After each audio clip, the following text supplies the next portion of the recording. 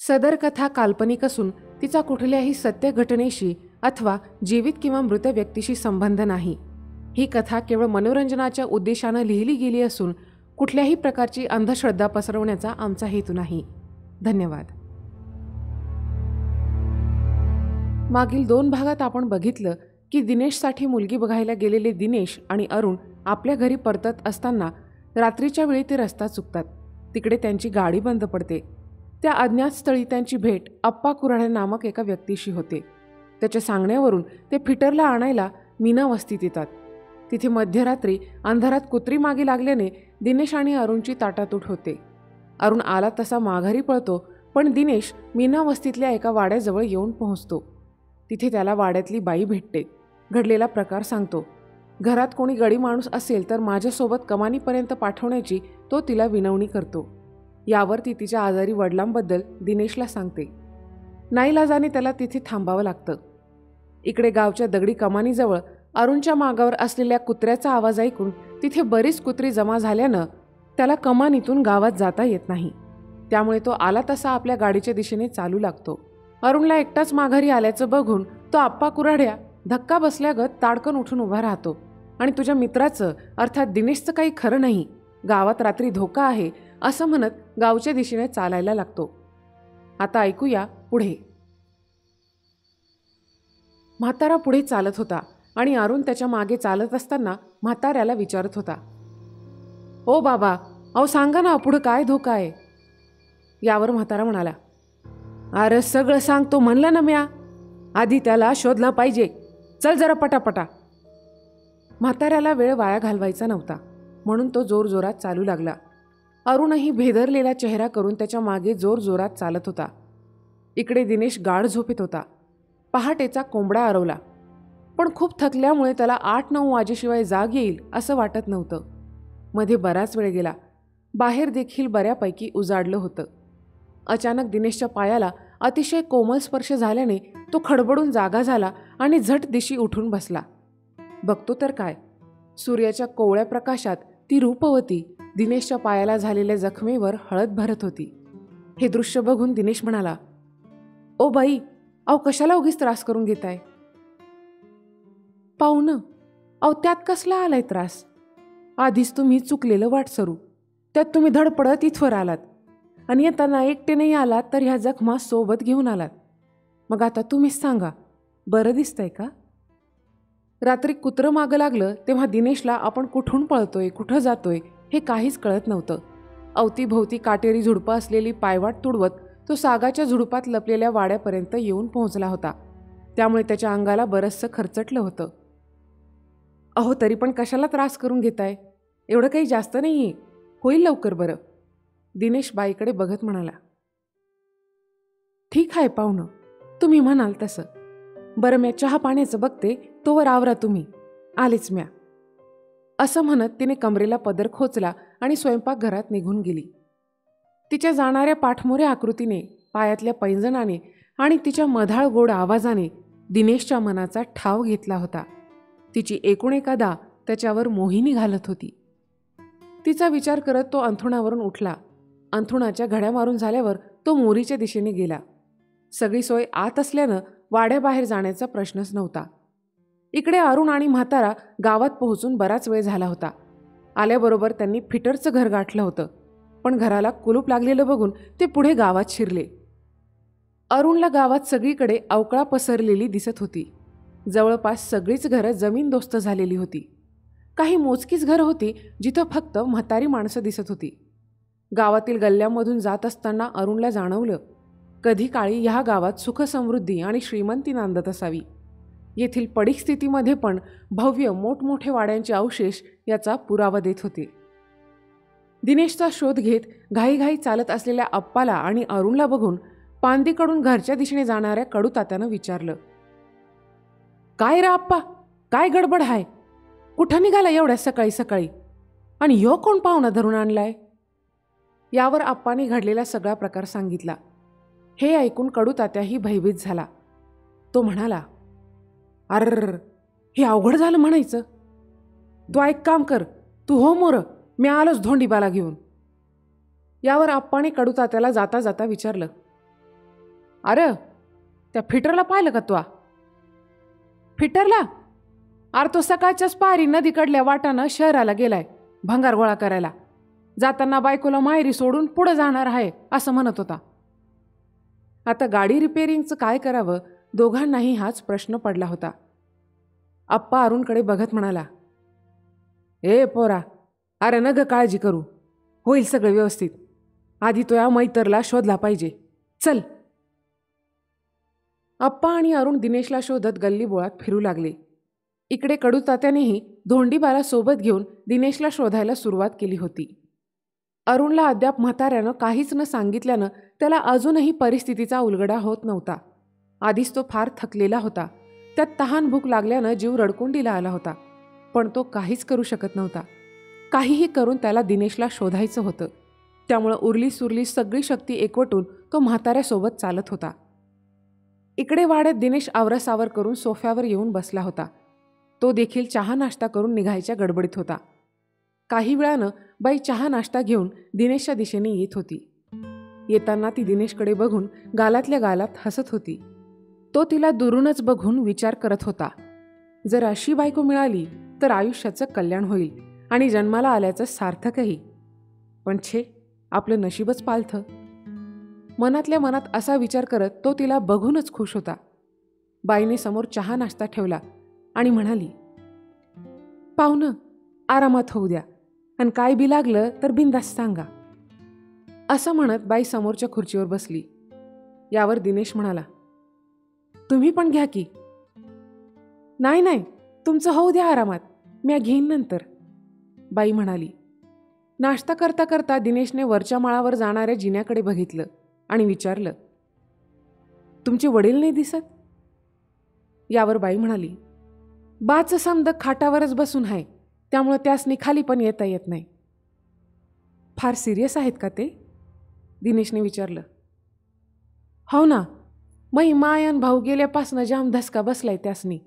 म्हणतो तू लगीन होईस तर म्या जायचो नाही, बाई म्हणाली. यावर दिनेशने आश्चर्याने विचारलं, म्हणजे अजून तुमचं लग्नच झालेलं नाही? नाही तर, बाई दिनेशला बघत म्हणाली. यावर दिनेश म्हणाला, अहो तुम्हाला असं साडीत बघून मला तर वाटलं तुमचं लग्न झालेलं आहे. अहो कशाचं काय, ते मी आपलं असंच आदनं मधनं साडी घालून तासन तास आरशासमोर उभी राहते, बाई लढीक आवाजात म्हणाली. हे ऐकून दिनेश म्हणाला, अहो मग तुम्ही लग्न का करत नाही? यावर बाई म्हणाली, करायचं आहे की, पर म्या कुणाला पसंत आली पाहिजे की नाही. पसंत? अहो तुम्हाला बघून कोणीही जीव ओवाळून टाकेल बाई तुमच्यावर. इतक्या सुंदर आणि देखण्या बाईला कोण नाही म्हणाल, सांग बरं. दिनेशला बाईचं कौतुक करण्याचा मोह आवरता आला नाही. यावर बाई लाजत म्हणाली, इश्श, जावा तिकडं, उगच आपलं काहीतरी बोलताय. अहो बाई, खरं तेच बोलतोय मी, तुम्हाला बघून कोणीही तुमच्या प्रेमात पडेल. दिनेश चहाचा शेवटचा घोट घेत म्हणाला, तुम्ही आपलं सारखं बाई बाई म्हणू नका बरं. मह नाव मीनू आहे, तुम्ही नुसतं मीनू बोललात तरी बी चालेल. बाई अजूनही लाजत होती. मीनू? वा, छान नाव आहे, अगदी तुम्हाला शोभेल असं, दिनेश सोफ्यावरून उठत म्हणाला. दिनेशला सोफ्यावरून उठलेलं बघून बाईला समजलं की दिनेश आता निघायच्या मार्गावर आहे. बऱ्याच दिवसांनी कोणीतरी तिचं तोंड भरून कौतुक केल्यानं तिला असं वाटत होतं की दिनेशने अजून काही वेळ थांबावं, आपल्याशी बोलावं. पण दिनेशची निघण्याची ओढ बघून तिला वाटत नव्हतं की तो थांबेल म्हणून. दिनेश म्हणाला, चला मीनू, येतो मी, मला जावं लागेल. यावर बाई त्याला थांबवण्याचा प्रयत्न करत म्हणाली, पाहुणं थांबा की अजून थोडा वेळ, लई दिसांनी कोणतरी बोलणारा माणूस भेटला आहे, नाहीतर मी आपली एकटीच झुरत असती इथं वाड्यात. बाला सोडून कुठं बाहेर बी जाता येत नाही. तुम्ही गेलात तर पुरा दिस करमायचं नाही बघा, थांबा की जरा वेळ. यावर दिनेश तिच्या निराश झालेल्या चेहऱ्याकडे बघत म्हणाला, मीनू तुम्ही प्लीज समजून घ्या. रात्रीपासून माझा मित्र मला शोधून शोधून परेशान झाला असेल बिचारा, आणि घरचेही वाट बघत असतील. प्लीज मला माफ करा, पण मला जावंच लागल. ती दिनेशच्या डोळ्यात डोळे घालून एकटक बघत होती. दिनेशही तिच्या मादक डोळ्यात बघत होता. त्याचंही मन करत होतं की थांबावं, तिच्यासोबत बोलावं, पण त्याला राहून राहून अरुणची आणि घरची आठवण येत होती. त्यामुळे त्याचा नाईलाज होता. त्याला जावंच लागणार होतं. तो दरवाजाच्या दिशेने निघणार तोच बाईने त्याचा हात पकडला आणि म्हणाली, "ओ पाहुणं, थांबा की." तिचा स्पर्श होताच दिनेशच्या अंगावर सरदिशी काटा आला. त्याचं हृदय वेगानं धडधडायला लागलं. त्याला समजत नव्हतं आता काय करावं. बाईच्या एकटेपणाला समजून घेत तो थरथरत्या आवाजात म्हणाला, ठीक आहे, थांबतो, पण थोडाच वेळ." असं म्हणत दिनेश पुन्हा सोफ्यावर येऊन बसला. बाईच्या लडीक झालेल्या चेहऱ्याला बघून कुठलाच आगाऊ प्रश्न त्याच्या मनात येत नव्हता. इतका तो भांबावून गेला होता. बाई समोरच्या खुर्चीवर बसली. काही वेळ दोघंही शांतच होते. नंतर बाईने दिनेशबद्दल विचारपूस करायला सुरुवात केली. माथ्यावर आलेला सूर्य बऱ्यापैकी पुढे सरकला होता. तरी देखील दिनेश वाड्याबाहेर निघायचं नाव घेत नव्हता. बाईने त्याला बोलण्यात इतकं गुंतवलं होतं की त्याला वेळेचं भानच राहिलं नव्हतं. इकडे अरुण, आप्पा, कडूतात्या आणि धोंडीमानं अख्खं गाव पालथं घातलं. नदीकडे जाऊन बघितलं. गावाचा कोपरा न कोपरा बघितला, पण दिनेश काही त्यांना सापडला नाही. हताश होऊन सगळे आप्पाच्या अंगणात येऊन झाडाखाली बसले होते. अरुण कमालीचा बेचैन झाला होता. आप्पाने त्याला धीर देत जेवू घातलं. त्याच्यासोबत सगळ्यांनीही 2-2 घास खाल्ले. जेवण झाल्यावर आप्पा कडूतात्याला म्हणाला, "कडू, आता फक्त एकच ठिकाण राहिलंय. आपल्याला तिथं जाऊन बघावंच लागल." "ये आप्पा, अरे येडा का खुळा तू? तुला जायचं तर तू जा, म्या नसतो येत तिथं." कडूतात्या झटकन उठत म्हणाला. त्यासोबत धोंडीबाच्या काळजाची धडधड वाढली. तो देखील उठून उभा राहिला. हे बघून अरुणचे डोळे आश्चर्यानं विस्फारले होते. त्याला कळत नव्हतं आप्पा कुठल्या ठिकाणाबद्दल बोलत आहे. पुन्हा आप्पा कडूतात्याला म्हणाला, "अरे ऐकले का? आपल्याशिवाय तिथं जाणारं दुसरं कोण बी नाही गावात." "अरे आप्पा, तू समद खरं आहे, पर माही हिंमत नाही तिकडे यायची बाबा. आधीच समदा गाव एक एक करून निघून गेलं त्या गोष्टी पायी, आणि असं बी मय थोडेच दिस राहिले. जगू दे बाबा, जगू दे." कडूतात्या पुढचा विचार करत म्हणाला. मध्येच अरुणने आप्पाला विचारलं, "बाबा, तुम्ही कुठली गोष्ट करताय?" कडूतात्यानं साफ नकार दिल्यानं आप्पा कोड्यात पडला होता. त्याला काय करावं समजत नव्हतं. आप्पाचं काहीच उत्तर न आल्यानं अरुण पुन्हा म्हणाला, "हो बाबा, अहो मी काय विचारतोय सांगा ना." यावर आप्पा केवळ अरुणच्या अस्वस्थ झालेल्या चेहऱ्याकडे बघत होता. खोलवर विचार करून त्यानं सांगायला सुरुवात केली, "पोरा, ह्या मीनावस्थेतली ही घटना जरी पहिली नसली तरी लय दिसांनी असा अजब प्रकार घडला आहे. अख्खा गाव हिंडून आपण पालथा घातला, पर तो मैतर काय आपल्याला गावला नाही.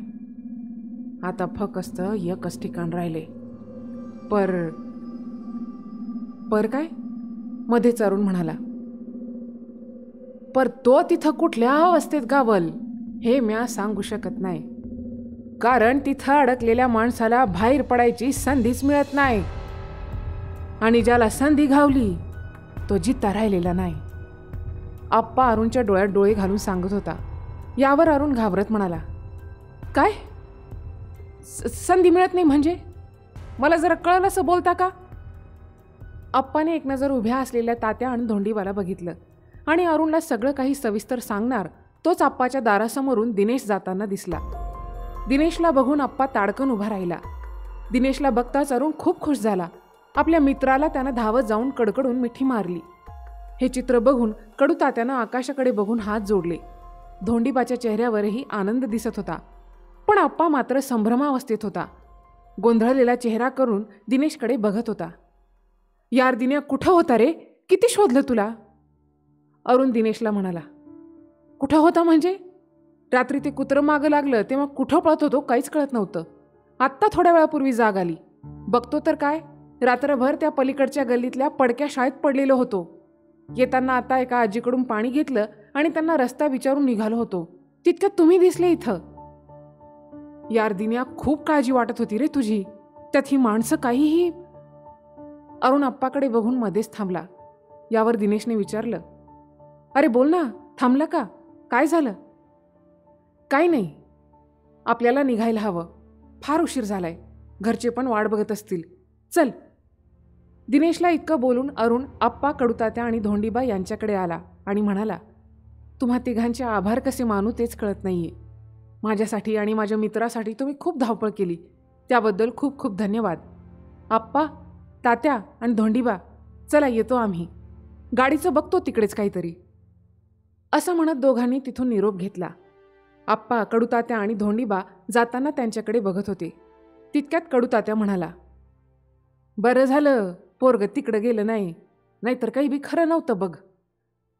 नाही कडू, जे दिसतंय त्याला खरं मानू न ग. यावेळी काहीतरी वेगळंच घडलं हाय. हे पोरग आपल्याला खोटं बोलून गेले इथनं. दिनेशने सर्वांना खोटं का सांगितलं? दिनेश खोटं बोलून गेला हे आप्पाला कसं कळलं? ह्यावेळी काहीतरी वेगळं घडलंय म्हणजे नक्की काय झालंय? या प्रश्नांची उत्तरं जाणून घेण्यासाठी ऐकत रहा वचपा, एक रहस्यमय कथा.